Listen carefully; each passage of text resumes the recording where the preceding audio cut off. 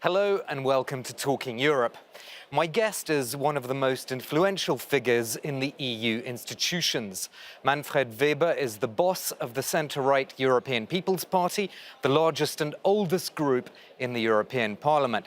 He's not only a veteran of this assembly, he was first elected to this place in 2004, but also of Bavarian politics in his native Germany, where he remains an important player in the Christian Social Union, or CSU.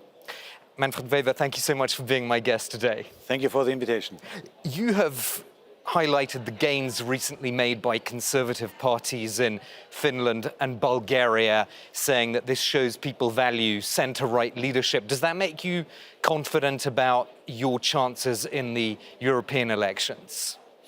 Absolutely. We see an absolute success on our national friends, our national pillars of the EPP.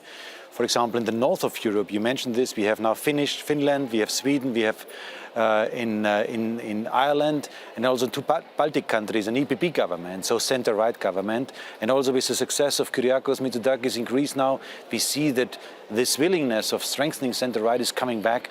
What we are offering is a serious bridge-building aspect, to bring things together, be not extreme on one or the other side, but to unify. And in this moment of uncertainty, with war, with economic challenges, I think our offer really is attractive for the voters. And on the question of unifying different factions, there's been a lot of speculation about a possible tie-up between the European People's Party and the European Conservatives and Reformists. I was talking to one ECR MEP just this morning about that. What are your feelings about that? Is it the right way forward to do a kind of an alliance of some sort there? Well, we have a clear red line to the extreme part of this political part. And that means everybody who is a partner for EPP must be pro-European, must be pro-Ukraine, and must be pro-rule of law. That are the three basic criteria for us. That is excluding any kind of cooperation with Le Pen, that is excluding any kind of cooperation with AfD in Germany, with PiS in Poland, for example. And those who are respecting these three criteria are possible partners. We have already in Czech Republic a joint government, we have in Sweden a government together, in Finnish politics we will get one. In Spain, let's see, I count that we can win alone. We have an absolute majority for Partido Popular in Spain.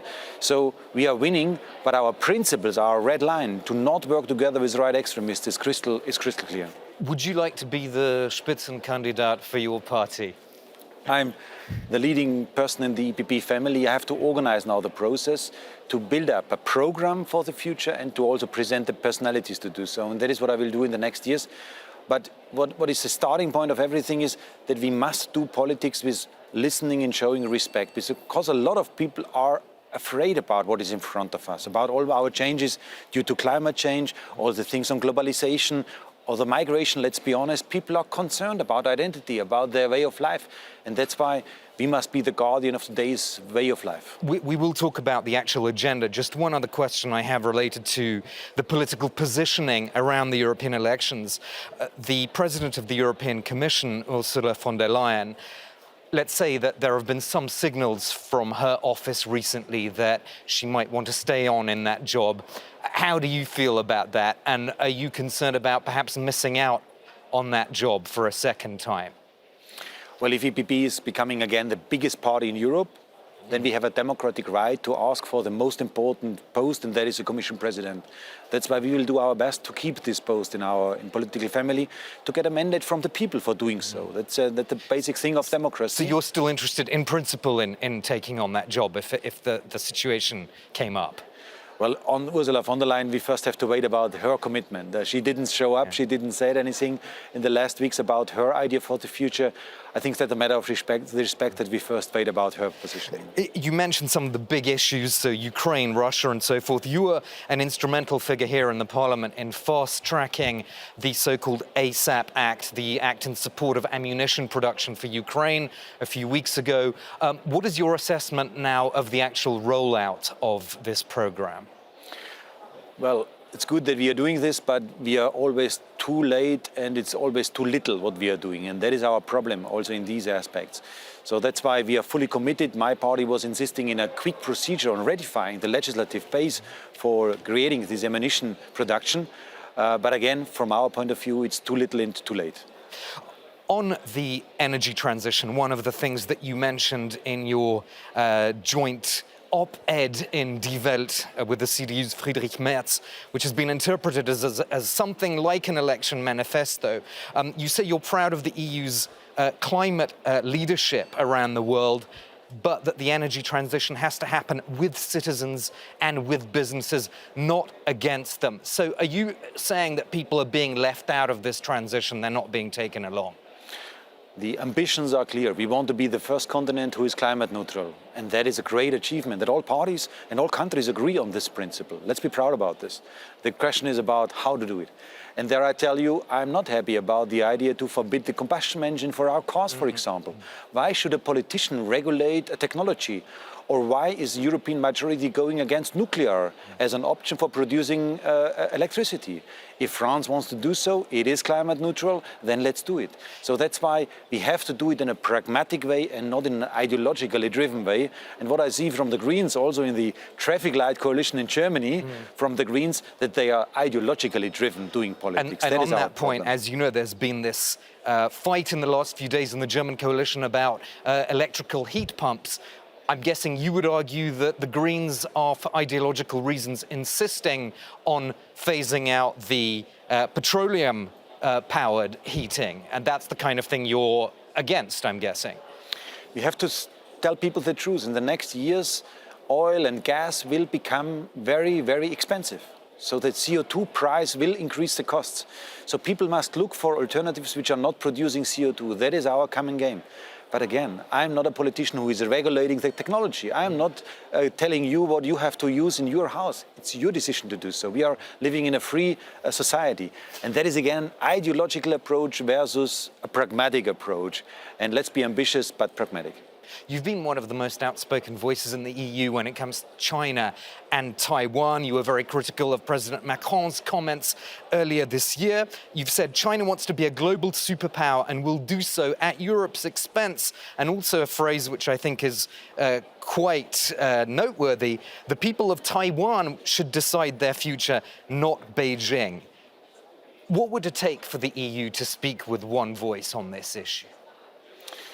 Well, it's a tragedy that we don't speak with one voice. And you mentioned it, the trip from Ursula von der Leyen and Emmanuel Macron to Beijing was, at the end of this trip, a diplomatic disaster. The interview of Emmanuel Macron showed the European dispute, showed the European uncertainty about this. To say publicly that Taiwan is not an European issue, sorry, 90% of all semiconductors are coming from Taiwan. Also from an economic point of view, it's a highly important what is happening in Taiwan. And also to underline that we need more distance to an American friends. So don't get me wrong, I want to have a strong European positioning. But sorry, without the Americans, we will not win the fight for democracy and freedom. That's a reality. So that's why we need a common approach on European level, and expect from the June Council in a few weeks in front of us that the European leaders agree on one China policy. We cannot continue like this, that we have a split situation on our China approach. We need common understanding to talk then with our Americans. So it's not the right time to get economically closer to China to start reviving investment deals? The other way around. The opposite is the case. We have to de-link our dependency towards China, and we have to look for alternatives. Look to Mercosur, for example, the trade agreement with South America. Look to Japan, look to India, look to the democracies in the world, to CETA and so on, with Canadian trade agreements. We need a free trade zone of democracies of this world. That is what we have to look for, and then we can be less depending from China. Speaking of the June EU Council, you've said previously that there had been some progress on migration issues earlier in the year, but then the last EU Council didn't deliver the necessary next steps. What are you expecting from the EU Council on this migration issue? And are you expecting a crisis this summer, given the way things are going now? We are obviously sleepwalking in another migration crisis. Numbers are going up from Italy, also through the Balkan route. And that's why I expect from our leaders to act, not only to speak, but to act. And that means to solve the migration thing from a legislative point of view. We have now a good base. There is a readiness, there is a momentum to close this file. And before the European elections, we have to close the file. And the principles are clear: strong on the external border, that we have to decide on the external border, is a chance that somebody stays, or is there no chance that somebody stays, then he must immediately leave the European Union. And if someone has the right to stay, then he must be solidarity inside of the European Union to do this together. But when you say there seems to be consensus, there are countries and political forces pushing back on the idea of, for example, spending EU money to build border infrastructure. So I'm not sure there is really consensus yet, is there, on those key issues of border security? Well, I'm in favor of protecting our borders. And I think the overwhelming majority of our citizens asks us to make sure that you know who is arriving on European soil. That's also a security question about terrorism and so on. To make sure that we know who is arriving here and whether we make a check on the border, yes or no. And imagine you have, in this Finnish-Russian border, 1,300 kilometers.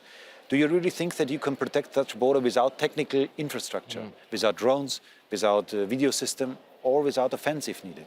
I don't see an alternative to this. That's simply to be realistic, to be honest in this debate. And the left, who is opposing to any kind of a fence, I must ask them, why are you having then a fence in Ceuta and Melilla, where the socialists are governing in Spain? They have their fences building up. That's why it is not an honest discussion. I say nobody wants to have a fence, but if it is necessary, we have to do it to protect our border. So just a final follow-up on that. You're confident that this EU migration and asylum pact will be agreed and that it will be meaningful by the time that the European elections happen? We have a good chance to do so. And the precondition was already that this European Parliament agreed on a mandate for the negotiations. So the left and the right politicians already concluded, brought things together, found a compromise. So let's do it now. People expect from us solutions and not party political fights. We'll end it there. Thank you so much for being my guest, Manfred Weber, head of the European People's Party. Do stay with us. I'll be back in part 2 for a debate with a panel of MEPs.